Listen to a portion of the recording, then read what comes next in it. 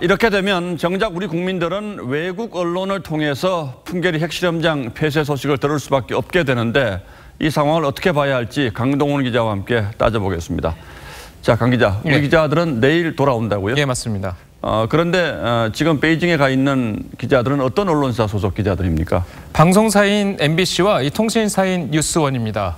지난 15일이었죠. 북한 조국평화통일위원회가 이 판문점 채널을 통해 한 개 통신사와 한 개 방송사에서 각 4명, 총 8명의 기자를 초청하겠다고 통지했었습니다.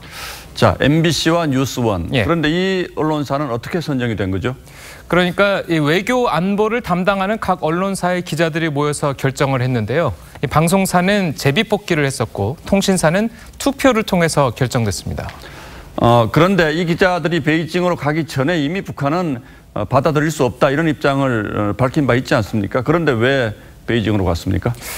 네, 그게 이제 북한의 변화에 일말의 기대를 건 겁니다. 저 두 언론사의 기자들은 한국 언론사를 대표해서 간 것이고 그만큼 풍계리 핵실험장 폐기 취재에 대한 책임감을 가질 수밖에 없습니다.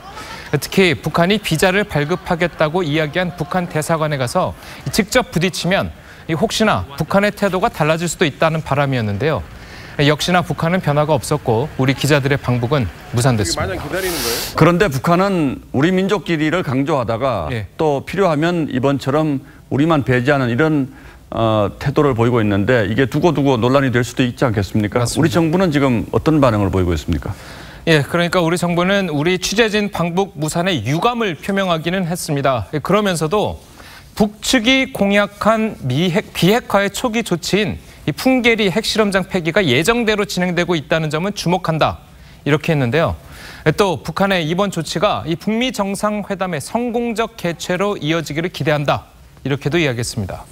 자, 그런데 이 북한의 핵실험장 폐기가 진정성 없는 쇼로 끝나지 않을까 우려되고 있습니다. 특히 우리 언론을 초대하지 않는다는 것은 우리 국민들에게 보여주지 않겠다는 의미이기 때문인데요. 북한이 만약 진정성이 있다면 어떤 일이 있든 당당하게 우리 언론에 공개를 해야 합니다.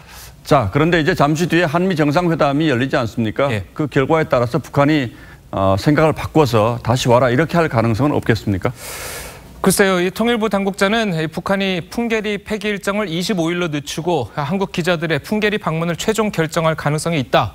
이렇게 언급하기도 했습니다. 여전히 북한의 처분만 기다리고 있는 듯한 모양새인데요.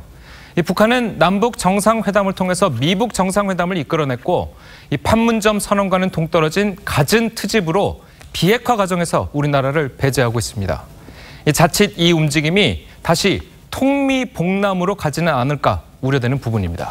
자, 그래서 일각에서는 이렇게 끌려다니지 말고 아예 우리도 취재하지 않겠다 이렇게 선언하는 것이 낫지 않는가 이런 얘기를 하는 분들도 있는 것 같더군요. 예, 강동원 기자 잘 들었습니다.